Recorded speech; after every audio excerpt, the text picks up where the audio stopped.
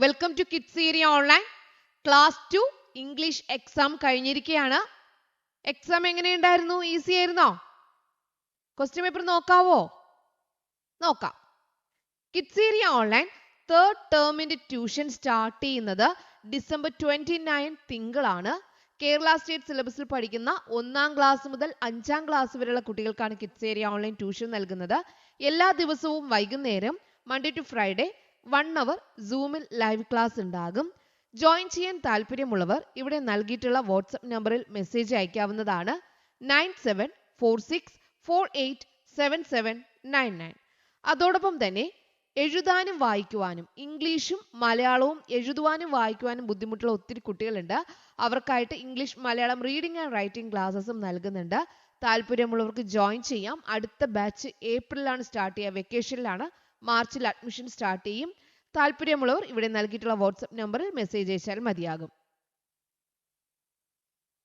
ഒന്നാമത്തെ question, listen and right. ഇവിടെ ഒരു സ്റ്റോറി പറയുന്നുണ്ട്. ആ സ്റ്റോറി കേട്ട ശേഷം അതിന് നൽകിയിട്ടുള്ള ആൻസർ എഴുതുക എന്നതാണ് ചെയ്യേണ്ടത്. സ്റ്റോറി ഇതാണ്. ഇവിടെ മുന്ന എന്ന് പറയുന്ന ഒരു കുട്ടിയുടെ സ്റ്റോറിയാണ്. മുന്ന എന്ന് പറയുന്ന ഒരു കുട്ടിയുടെ സ്റ്റോറിയാണ്. ഇതിൽ പറയുന്നത്, ബൗ വൗ മുന്ന woke up, hearing a sound.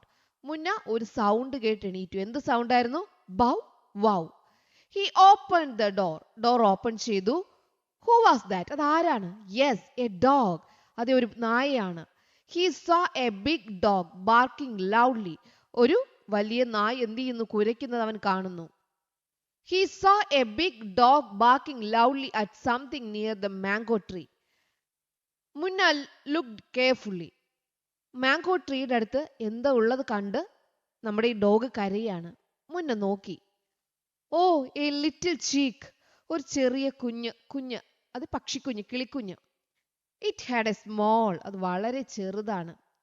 Yellow beak and soft feathers. അതിന്റെ മഞ്ഞ ചുണ്ടും അതുപോലെ നല്ല സോഫ്റ്റ് ആയിട്ടുള്ള തൂവലുകളും. It was the chick of a sparrow. ഇതൊരു കുരുവിയുടെ കുഞ്ഞാണ്. It looked scared. അത് പേടിച്ചു നോക്കുവാണ്. Hey dog, don't scare the chick, go away.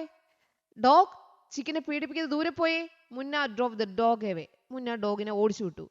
Key key cried the ചിക്ക്. ചിക്ക് കരയാൻ തുടങ്ങി. മുന്ന went near the bird and took it in his hand. മുന്ന അടുത്തേക്ക് പോയി ആ കിളിക്കുഞ്ഞിനെ കയ്യിലെടുത്തു. He looked around and saw a nest on the lower branch of the mango tree. അവൻ ചുറ്റും നോക്കിയപ്പോൾ മാംഗോ ട്രീയുടെ താഴെ എന്ത് കാണുന്നു? ഒരു കൂട് കാണുന്നു. Oh, did you fall down from the nest? Don't worry, dear. നീ കൂട്ടിൽ നിന്ന് വീണു പോയതാണോ? പേടിക്കണ്ട.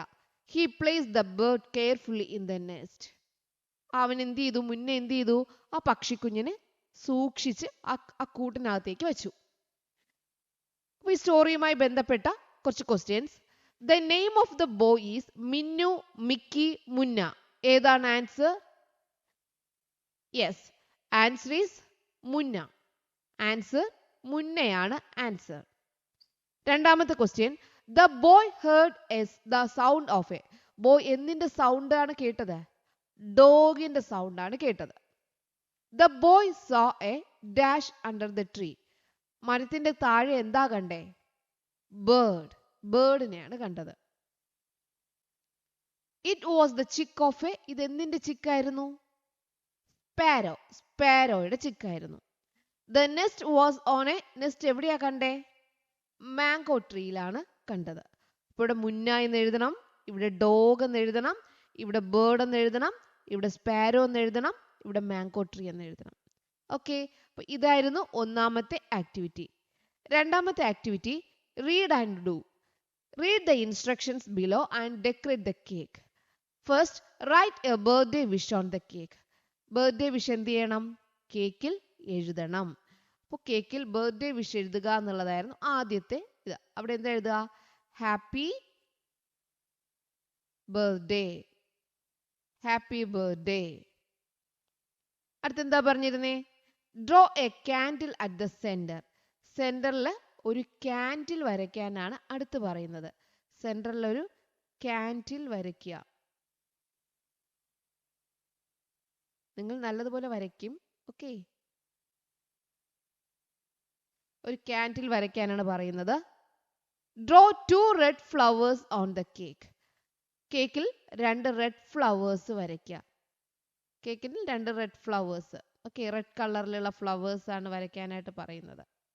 റെഡ് കളറിലുള്ള ഫ്ലവേഴ്സ് വരയ്ക്കുക. Draw a balloon near the cake. കേക്കിന്റെ അടുത്ത് ബലൂൺ വരയ്ക്കാനാണ് പറയുന്നത്. കേക്കിന്റെ അടുത്ത് ബലൂൺ വരയ്ക്കാനാണ് അടുത്ത് പറയുന്നത്. ഇവിടെ താഴെ കിടക്കുന്ന പോലെ വരച്ചാൽ മതി കേട്ടോ. ബലൂൺ കിടക്കുന്നത് പോലെ വരച്ചാൽ മതി. 2 എണ്ണമാണേ. Okay, draw a balloon. ഒരു ബലൂൺ. Draw a balloon. ഒരു ബലൂൺ എന്ത് ചെയ്യുക? കേക്കിന്റെ അടുത്ത് കിടക്കുന്നതായിട്ട് വരയ്ക്കാം. Colour the cake blue and yellow. Blue and yellow കളറിനാൽ എന്ത് ചെയ്യുക? കേക്ക് കളർ ചെയ്യുക. ബ്ലൂ കളറും യെല്ലോ കളറുമാണ് കൊടുക്കാനുള്ളത്. ബ്ലൂ ആൻഡ് യെല്ലോ കളർ കേക്കിന് കൊടുക്കുക എന്നുള്ളതായിരുന്നു.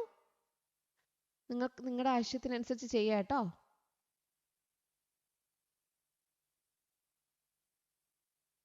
ബ്ലൂ ആൻഡ് യെല്ലോ കളറാണ് കൊടുക്കാനുള്ളത്. Blue and yellow.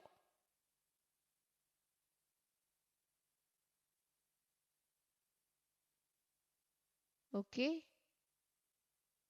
നിങ്ങൾ മനോഹരമാക്കി കളർ ചെയ്ത് കാണും. ടീച്ചർ ഇപ്പോൾ ജസ്റ്റ് ഒന്ന് കാണിക്കുന്നത് മാത്രമേ ഉള്ളൂ. ബ്ലൂ ആൻഡ് യെല്ലോ കളർ കേക്കിന് കൊടുക്കാം. ഇങ്ങനെയുള്ള കാര്യങ്ങളാണ് പറഞ്ഞിട്ടുണ്ടായിരുന്നത്. 5 കാര്യങ്ങളാണ് ഉണ്ടായിരുന്നത്. ഒന്നാമത് ബർത്ത്ഡേ വിഷ് എഴുതുക. രണ്ടാമത് ക്യാൻഡിൽ നമ്മുടെ മിഡിലിൽ വയ്ക്കുക, സെന്ററിൽ വയ്ക്കുക. റെഡ് ഫ്ലവേഴ്സ് 2 എണ്ണം വരയ്ക്കുക.